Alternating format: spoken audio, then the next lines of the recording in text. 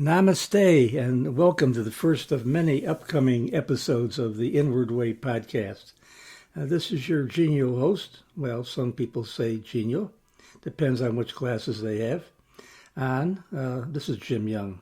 I'll be with you beginning a new podcast each Wednesday. I hope you'll be joining me weekly so we can go through this spiritual process together. No matter what your spiritual persuasion, I want to wish you a belated happy holiday season. I hope it was filled with joy and peace for you. I hope you are well and safe and happy. And I hope that you have a wonderful start to this new year, 2022. Let's hope so for the planet, for goodness sakes. Before I get into the actual content of the podcast, this initial podcast, I want to tell you that I'm coming off a cold, so I may be clearing my throat from time to time, or my throat may get a little gravelly, but bear with me if you will. I've got a cup of tea next to me to help in that regard, so we'll go from there. Also, I want you to know I'm trying to keep this very simple. I don't have any lead-ins or outtakes on voiceovers. I'm definitely not going to have any ads. Many of these outfits that you host with, I want you to do ads beginning, middle, and end. I do not care for that myself, so I assume that you wouldn't want it either. So let's go from there then. Given what we've all been through in the last couple of years, I've listened inward to discern how it is I can best contribute to helping improve our times and my own life along the way, of course. What has become clear to me that, well, the best I can do is to put my best self out there every day and to encourage others to do also. It also occurred to me that I had a ready-made means of guiding others to the center of their being. So I decided to take the 31 books to have come from me and share them over Spreaker. That's Spreaker. Well, you know that. You're on Spreaker or some other podcast host. I want to provide these books as cost-free audio books to you all, and I hope that you will enjoy them along the way. It'll be cost-free, by the way, so just every week you can download them onto your computer, onto your phone, or just leave them in Spreaker. They'll be archived there, and you can listen to any one of the sessions you want at any time you want.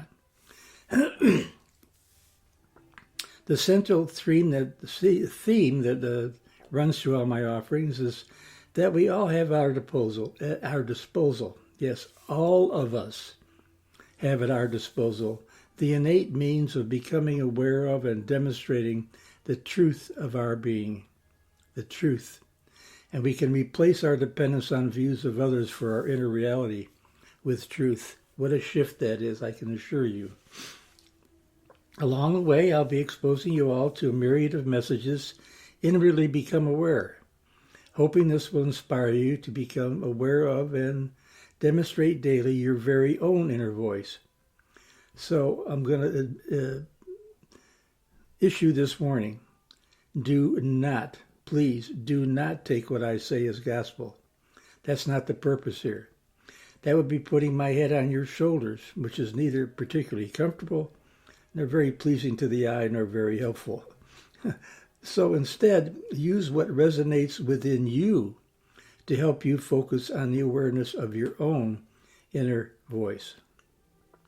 I must warn you, though, that some have said at least that if you hang out with me very long, you're very likely to come to believe in yourself and knowing that you can achieve anything at all you wish to achieve. That's a truth that you'll learn if you don't already know it. So that's the purpose of the Inward Way process. So you all can learn to engage this intriguing and purposeful process for yourselves. Each program will unveil various examples of going beyond ego consciousness in order to reach and abide your limitless authentic identity. Yes, limitless authentic identity. From this, each will be able to further enhance your spiritual relationship found only inward. Weekly productions of the program. We've been at 9 o'clock Pacific time every Wednesday throughout the year, and they'll last approximately a half hour, unless we shift what we're going to be doing here to later to a different format. If 9 o'clock is inconvenient for you, all you need to do is tune in to the Inward Way live program by clicking the link at the bottom of the home page of my website, which is theinwardway.live, and you'll be able to listen at any time that's more convenient. Actually, you can just go to however you got here to Spreaker and do that anytime at all. They'll be lined up for you to listen however you'd like to listen to them. Just think, absolutely free, and over time you'll have a whole collection of 31 audiobooks, just as I read them to you. It seems like an enlightening way to stretch our spiritual awareness together, at home or away.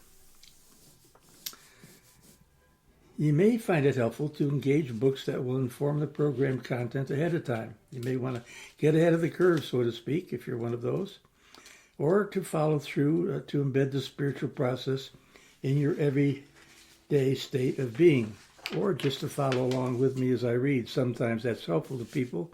It all depends on how you learn, not how I learn. So I'll suggest to you that you adjust whatever needs adjusting to get the best out of this for yourself. If you want to buy the books, of course, you can at your favorite bookstore or Amazon.com, or you can go to my website, again, that's theinwardway.live, and click on the page, Books That Inspire, and it'll take you directly to a way of ordering them. I'm not going to hawk books to you. If you want them and they help you, that's fine. If not, that's also fine. As the podcasts evolve, appropriate changes will ensue based on your feedback. I really will rely on your input all along the way. It'd be very important to me in this regard. You can provide information or your thoughts about it by chatting with me on my website, or by emailing me on the contact page of my website. I look forward to your constructive feedback. Or if you want to, you can just click on the my Facebook page that's on the contact page of my website, and we can chat a little bit on Facebook if you like. I'll try to get back to all of you between the weekly sessions, and I encourage you to be forthright, as will I. So, by all means, share my website and the weekly programs with friends and other interested persons. I look forward to being with you together each week. Okay, the book I'm going to begin with now is the book that gave the name to this series of podcasts. It's called The Inward Way. I like to provide introductions in all of my books. It is very helpful, I think, of setting a context for what you'll be dealing with in the book itself. So I'll start with that here with this book, The Inward Way. I'm going to change my glasses because these are a bit better in reading books. Oh, there is a book in front of me. How about that? Introduction. The title of this offering comes from a nearly lifetime commitment, I'd say about 30 years offhand, to going inward and becoming regularly aware of the voice that speaks to me in silence, and demonstrating only that reality into the world. All the rest amounts to nothing less than illusion. Life made up out of largely unexamined, shop-worn beliefs and opinions we take to be true. As described in one of my latest books, Inside Silence, the voice we long to hear is the one we most fear. Interestingly, our own authentic, limitless voice, the one that awaits only awareness and faithful demonstration. It's scary to think we're so immense, so we hide our truth inward, turning instead to the fear we get from outward exposure, that we're barely even good enough for those in the outside world. This idea This declaration of inner truth, so to speak, is not new.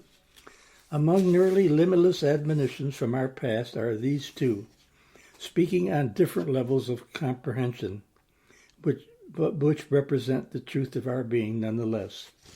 The first is from a favorite poet, Robert Browning. Truth is found within ourselves. It takes no rise from outward things, wherever you may believe. There is an inmost center in us all where truth abides in fullness, and around, wall upon wall, the gross flesh hems it in, the perfect, clear perception, which is truth. A baffling and perverting carnal flesh binds it, and makes all error. And to know rather consists in opening out a way whence the imprisoned splendor may escape, than in effecting entry for a light supposed to be without. Very, very powerful statement. The second reference comes from Albert Einstein, which surprised me when I first read it. It's a context we might never suspect from him. The intuitive mind is our sacred gift, and the rational thinking mind is a faithful servant. We have created a society that honors the servant and has forgotten the gift. Hence, we've turned our world upside down. I want to read that one again. Be sure that you get that. The intuitive mind is our sacred gift, and the rational thinking mind is a faithful servant. We have created a society that honors the servant and has forgotten the gift. In our time together, I hope we can at least begin to shift that for all of us.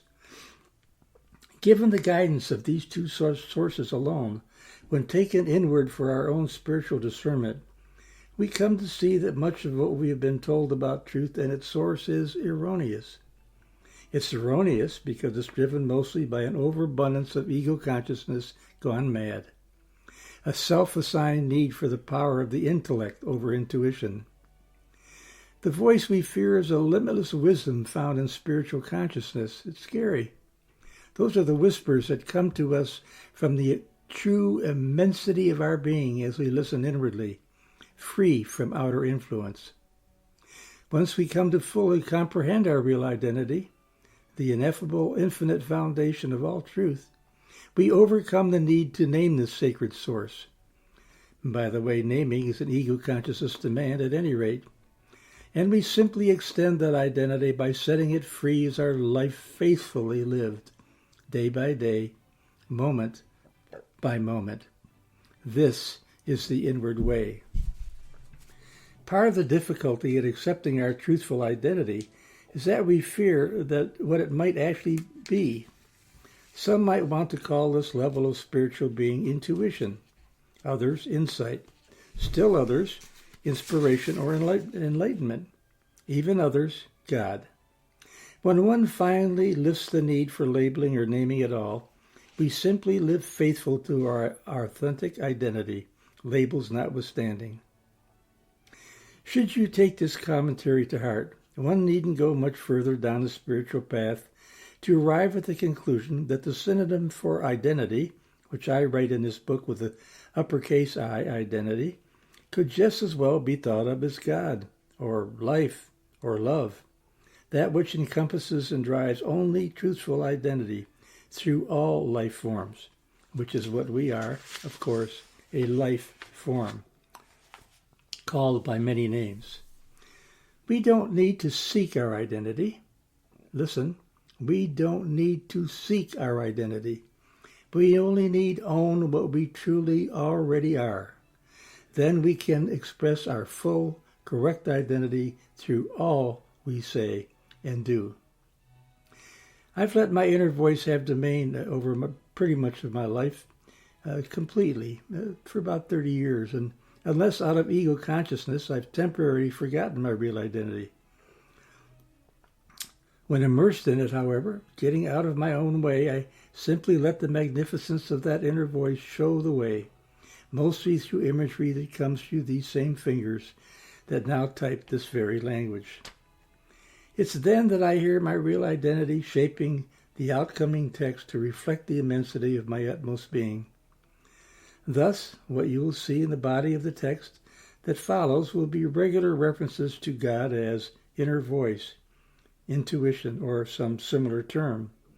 The vehicle for discerning and sharing this inner voice being the inward way, the means of going inward to listen to what meets us there, and knowing that to be the truth of our being we are to follow. My hope is that such a conversion of language may help bridge the gap from the erroneous definitions of ego consciousness to the reality of spiritual consciousness for all of us. Note that I'm not saying that you or I am a God or God itself, only that there is no difference in spiritual reality. All of life is the same sacred, ineffable essence of being, all life, which is what we are. Many sages have encouraged us through the centuries to follow what I'm calling the inward way, and not the least of which was Jesus, who was described as, I am the way. Of course, that doesn't mean that Jesus the man, was the way, as accorded by some writers. The way was how he lived from a spiritual foundation, from the inside out, by going inward and listening to the eternal voice found there. I'm sure you can find other examples of this, should you feel the need.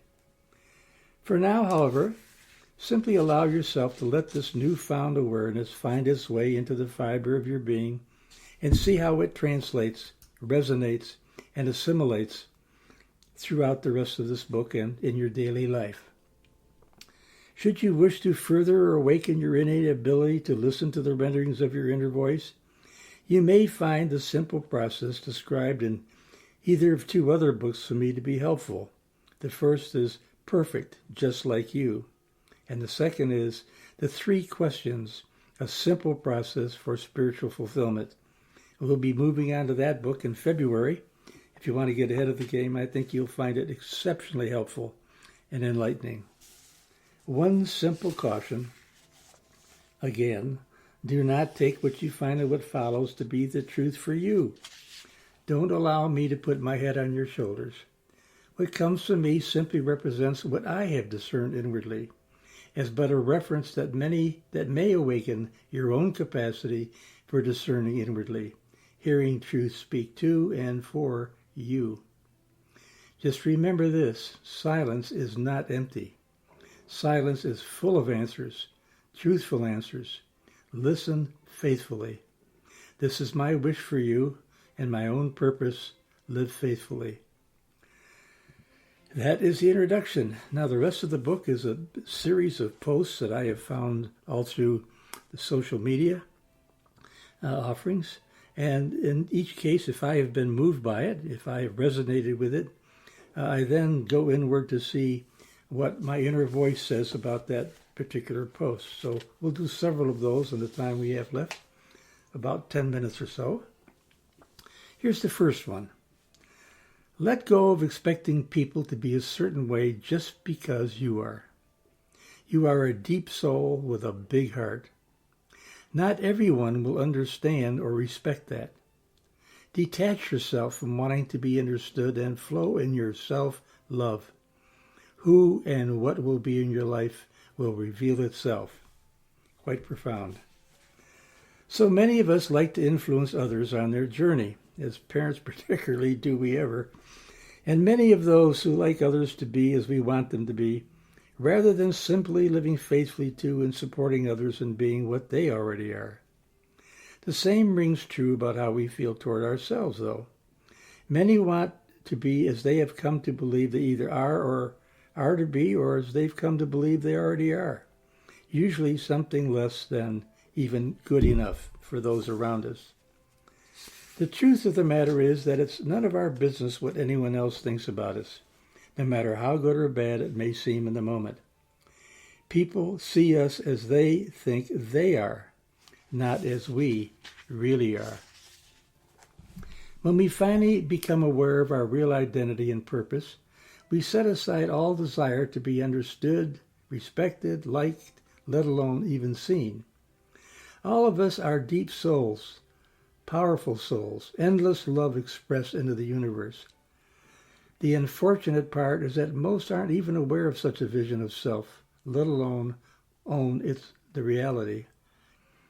We've come from such a limited, jaundiced version of self, projected onto the world by deeply wounded souls. Out of our vulnerability, we come to adopt it as the truth about us. And then we begin to be judgmental towards others who don't mimic what it is we fail to discern and accept about our own authentic identity.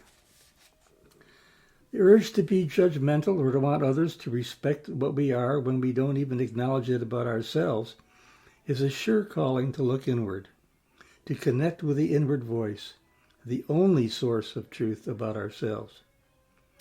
A friend often says about such situations, if it troubles us, it's about us. What that means in this context is if we're troubled about others not understanding and respecting us, such an observation is telling us that on some level of being, we're not really understanding and respecting ourselves. Aha! So stop, look, and listen is an admonition used with us while growing up, applied to being attentive and aware before crossing the street. In the present context, it could well mean that we must stop or slow down long enough to really see inward as our way of becoming more aware through listening, really listening to the guidance regularly provided in the whispers of our inner voice and where we find the only truth of our being. All in all, life is not about obtaining validation from sources apart from ourselves. Life is about being true to ourselves, the limitless expressions of our spiritual identity. Nothing but this really matters in the end, for if we focus only on this awareness, we bring nothing but love into the universe, and the need for approval or validation from some outward source falls quickly by the wayside. Such is the inward way, and how it resonates with and expresses the truth of our being. Here's a second one, which I think is especially pertinent given what we've been through the last couple of years, and I say it with heartfelt energy. There is so much going on in our nation and world right now that seems out of control. You think, maybe? At times it feels like there is nothing any one person can do. But I always can take the simple step of affirming people who offer light and hope to others. So I want to say that you are one of those special people. I am grateful for your reliable spirit in these uncertain times. For the small and the big, the answer rests in the decency of kindness of authentic people like you. Over time together, you'll find that you are authentic, that you are loving beyond compare. While this entry immediately above was written referring to life in the year 2020, it's just as easily could apply to life decades, even centuries ago, or beyond. The 21st century doesn't have a corner on uncertain times. Neither does it have a corner on having reliable people to guide us through the times. The purpose of the note could be as simple as a way of expressing gratitude for being there in times of need, thanking those souls with immense compassion and empathy for the human condition, no matter the time or place. If we took this post only literally, however, we'd miss the opportunity to go deeper within, to discern if there is any meaning beyond the literal from which we can benefit and grow from. Oftentimes, in chaotic conditions like what we're currently engaging in being influenced by, if we allow ourselves to go beyond the obvious, into the depths of spiritual consciousness, we are able to learn a good deal about ourselves in the process. And if we're going to be looking at ourselves to change to what we think is our highest self, it just takes getting out of our own way to begin in earnest. For example, should we be bothered by chaotic conditions around us, it bears asking in what ways we are creating our own chaos around us. If society in general has abandoned sound ethical principles to the detriment of many, the question might sound something like, in what ways do I abandon ethical values in my daily life? Am I selling my soul for what? If bullying and otherwise demeaning others is obvious, the question inwardly could easily be, how do I demean myself, abandon the essential truth about my divine essence, or bully myself into decisions that are unjust for me and those around me? These and others just like them are a wonderfully penetrating means of building more honest relations with ourselves, and then to extend that higher form of self into the universe around us. It's out of such reflection that decency and goodwill come to pass, to be shared with all around us. It's then that we can not only show gratitude and appreciation to our fellow beings, those who are there for us in hard times, but also to thank ourselves for honoring our dignity and authentic identity with grace and the fullness of social justice. Indeed, thank you for expressing yourself so authentically. Thank you for living true to yourself as a model for others to replicate. Our world is a much better place when lived precisely this way. Namaste. Another post. Being calm about everything allows your mind to find solutions. Calmness is also a state of trust. Instead of overthinking and overreacting, you just surrender for that moment and allow yourself to receive guidance for what doesn't make sense. These days, it seems that many are overthinking and worrying about life instead of simply being with life in each moment of now. In times of chaos writ large and high stress, we tend to overwork our minds, thinking that such a tactic will resolve such discourse in our lives. Yet, worry, overthinking, and overreacting have never solved a single issue. Rather, quite the opposite is true. They just bring a more chaotic life. Solutions simply require space to become aware, to serve as insightful delights, various forms of intuition and enlightenment. Overdoing anything leaves no available room for calmness and peaceful resolution to what we may think is troubling us. Most of us have been taught to think your way to a solution. Use common sense. Seek and you will find, mostly by inquiring outside oneself for desired answers. The truth of the matter, though, is that the truth of our being is found only by becoming and staying aware of the renderings of our inner voice. And as arrogant as it might sound, perhaps even insulting, the only place such renderings are found is inward. They're definitely not found by seeking outward. Calming ourselves, going inward and shutting out all beliefs and opinions and desire to seek outwardly, we become more and more adept at listening intently, with interest held only in the discernment of the inner voice, which I sometimes call our inner Google. You want to go out of Google? That's outside information. Go to your inner Google. It is in relationship with this inner voice that initiates and validates living spiritually. This inner awareness shows itself as truly calm, truly informative, without bias or external influence. Indeed, its emanations reveal the truth we're to live by in each moment. And each moment we invest elsewhere is one we're failing to abide in exercising the truth of our being. It is in this truth that we define trust and none other. Trust in this voice and none other. It's the one true source of calmness and resolution. Well, okay, we're coming up the edge of time. I think we'll stop there in this first episode of The Inward Way. We'll be here next week, same time, same place, beginning at 9 o'clock Pacific time on Wednesday of each week. I would like to close with a statement that has become a favorite of mine. It's a definition of love written by Emma Kay, age 6. Love is when you're missing some of your teeth, but you're not afraid to smile because you know your friends will still love you, even though some of you is missing. And we all have some of us missing, do we not? But you're still lovable and are loved deeply. So until we meet again next week, my dear friends, stay well and happy. Namaste. I love you all.